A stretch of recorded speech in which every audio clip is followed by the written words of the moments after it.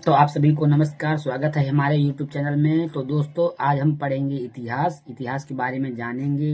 इसके जनक कौन थे, कैसे क्या है इतिहास के बारे में। तो चलो स्टार्ट करते हैं इतिहास की क्लास आज।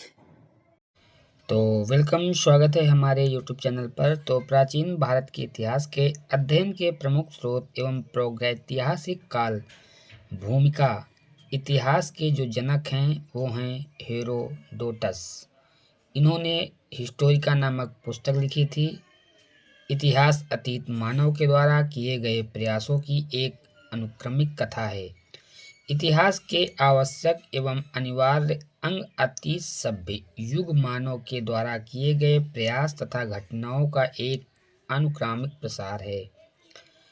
वह घटना जो संपन्न हो चुकी है, चाहे अभी या चाहे सहस्राब्दियों पूर्व, इतिहास का एक अंग बन जाती है।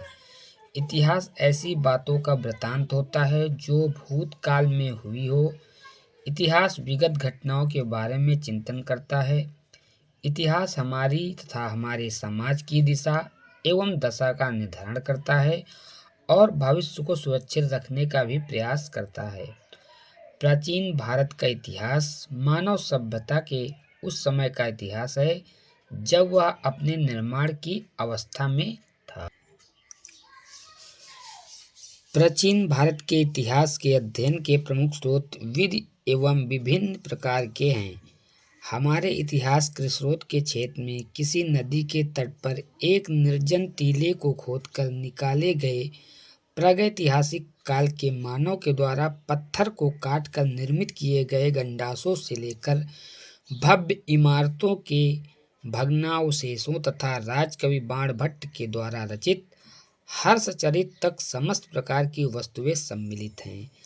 अध्ययन की सुविधा की दृष्टि से हम इन स्रोतों को दो भागों में विभाजित कर सकते हैं: पुरातात्विक स्रोत, साहित्यिक स्रोत। पुरातात्विक स्रोत क्या है? अभिलेख। सबसे प्राचीन अभिलेखों के मध्य एशिया के बोगजकोई से प्राप्त अभिलेख हैं। इन अभिलेखों पर वैदिक देवता इंद्र, वरुण, मित्र एवं नासत्य के नाम मिलते हैं। इनसे ऋग्वेद की तथा ज्ञात करने में भी सहायता मिलती है। सर्वप्रथम वर्ष 1837 में जेम्स प्रिंसेप ने ब्राह्मी लिपि में लिखित सम्राट अशोक के अभिलेख को पढ़ा था। स्मारकों एवं भवनों से जनता की धर्मनिष्ठा एवं आध्यात्मिकता की घनिष्ठ संबंध होता है। प्राचीन काल में भारत में अनेक महलों एवं मंदिरों का निर्माण हुआ था, जिनके अवशेष बिखरे रूप से पूरे देश में स्थित हैं। महलों एवं मंदिरों की शैली से वास्तुकला के विकास पर पर्याप्त प्रकाश पड़ता है।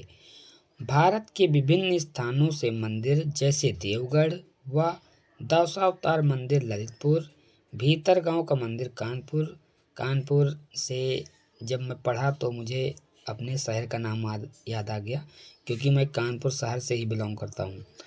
एवं अजंता की गुफाओं के चित्र इत्यादि के प्रमाण मिलते हैं। आप देख सकते हैं, ये अजंता की गुफाएं हैं। अब इसी में हम पढ़ेंगे साहित्यिक स्रोत। साहित्यिक स्रोत दो प्रकार के होते हैं, एक होता है धार्मिक साहित्यिक, एक होता है लौकिक साहित्यिक, धर्मेतर साहित्य। धार्मिक साहित्य के अंतर्गत ब्राह्मण साहित्य तथा ब्राह्मणोत्तर साहित्य के सम्मिलित है। ब्राह्मण साहित्य में प्रमुखतः वेद ब्राह्मण ग्रंथ, आरण्यक, उपनिषद, वेदांग, उपवेद, खड़दर्शन, महाकाव्य, महाभारत, रामायण आदि पुराण एवं स्मृति ग्रंथ इत्यादि सम्मिलित हैं। ब्राह्मणेतर साहित्य में बौद्ध एवं जैन साहित्य भी रचनाएं सम्मिलित हैं। लौकिक साहित्य के अंतर्गत ऐतिहासिक ग्रंथ, विदेशी विवरण एवं जीवनियाँ इत्यादि सम्मिलित हैं। नोट इसमें लिख लीजिएगा। वैदिक साहित्य कालाविधि में मुख्य रूप से 4 वर्णों वेद ब्राह्मण ग्रंथ, आरण्यक एवं उपनिषद में साहित्य का विकास देखा जाता है। ब्राह्मण साहित्य में सबसे महत्वपूर्ण स्थान वेदों का माना जाता है। वेदों की रचना वैदिक काल में हुई थी। वेद वैदिक काल की सांस्कृतिक दशा के ज्ञान का एकमात्र स्रोत है।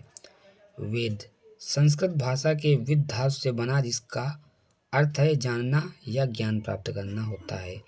इनकी वेदों की संख्या 4 है: ऋग्वेद, यजुर्वेद, सामवेद, अथर्ववेद। अब हम आपको बताते हैं कि ऋग्वेद क्या है। ऋग्वेद यह सबसे प्राचीन एवं विशालतम वेद है। यह एक ऐसा वेद है जो ऋचाओं में बद्ध है। ऋग का शाब्दिक अर्थ है छंदों एवं चरणों से युक्त मंत्र होता है। अधिसंख्य विद्वानों ने यह माना है कि ऋग्वेद की रचना 2000 ईसा पूर्व के आसपास हुई थी। एनसीईआरटी के आंकड़े के अनुसार नोटिस में है, कुछ विद्वान ऋग्वेद का रचना काल 1500 ईस्वी पूर्व से 1000 ईस्वी पूर्व के मध्य मानते हैं। यद्यपि ऋग्वेद की कुल 21 शाखाएं थी, किंतु आज केवल साकाल, सांख्यायन एवं अश्वलायन शाखाएं ही मिलती हैं। ऋग्वेद में कुल 10 मंडल हैं, 1028 सूक्त हैं तथा 10,580 ऋचाएं हैं। 1028 सूक्तों में से ऋग्वेद के सकल पाठ में कुल 1017 सूक्त हैं तथा 11 बालखिल्य सूक्त हैं। ऋग्वेद के सूक्तों में प्रमुख रूप से इंद्र एवं अग्नि देवता की प्रार्थना है। अब है यजुर्वेद। यजु का शाब्दिक अर्थ है यज्ञ होता है। यजुर्वेद में यज्ञ संबंधी सूक्तों का संकलन होता है। कर्मकांड प्रधान होने की वजह से यजुर्वेद को कर्मकांडी वेद भी कहा गया है। कर्मकांड में उपयोग होने के कारण यजुर्वेद अन्य सभी वेदों की अपेक्षा अधिक लोकप्रिय है। वेदों के अनेक भाष्यकार यजुर्वेद पर व्याख्या लिखना अपना प्रथम कर्तव्य समझते हैं। प्राचीन काल में यजुर्वेद की कुल 101 शाखाएं थी। अब आते हैं सामवेद। साम का शाब्दिक अर्थ है गान होता है। सामवेद में प्रमुख रूप से यज्ञों के अवसर पर गाए जाने वाले मंत्रों का संकलन है। सामवेद में मुख्यतः सूर्य स्तुति के मंत्र हैं। सामवेद के मंत्रों का प्रयोग यज्ञ में देवताओं के आवाहन हेतु उचित स्वर के साथ उद्गाता उद्गातित के द्वारा किया जाता है। सामवेद छंदोबद्ध है एवं 75 मंत्रों को छोड़कर शेष मंत्र ऋग्वेद में भी उपलब्ध होते हैं। सामवेद के मंत्रों के गान में लय एवं स्वर का विशेष रूप से विधान है। सामवेद का महत्व संगीत की दृष्टि से बहुत अधिक है। सामवेद को भारतीय संगीत का भी जनक कहा जाता है। माना जाता है कि 7 स्वरों की उत्पत्ति सामवेद से हुई थी। सामवेद में ग्रामगेय स्वर विशेष गानों की संख्या सर्वाधिक है। प्राचीन ग्रंथों की सूचना के आधार पर माना जाता है कि सामवेद की कुल 1000 शाखाएं थी। वर्तमान में उपलब्ध 3-4 शाखाओं में से कौथुम शाखा सर्वाधिक लोकप्रिय है। अब इसी में आता है आपका सबसे लास्ट में अथर्ववेद। यह सबसे नवीनतम वेद है। इस वेद में यज्ञ से भिन्न विषयों का संकलन है। वैदिक परंपरा में अथर्ववेद को ब्रह्मवेद कहा गया है, अर्थात वह ब्रह्मा नामक ऋत्विज के उपयोग हेतु। अथर्ववेद को अथर्वांगिस वेद भी कहा जाता है, अर्थात इसके 2 ऋषि अथर्वा एवं अंगिरस थे। अथर्ववेद को 20 कांडों में विभाजित किया गया है, जिसमें सूक्त एवं मंत्र वर्णित हैं। अथर्ववेद में 731 सूक्त एवं 5849 मंत्र हैं। इन मंत्रों में लगभग 1200 मंत्र ऋग्वेद से लिए गए हैं। अथर्ववेद के 12वें कांड में भूमि सूक्त है, जिसमें पृथ्वी की महत्ता का प्रतिपादन है।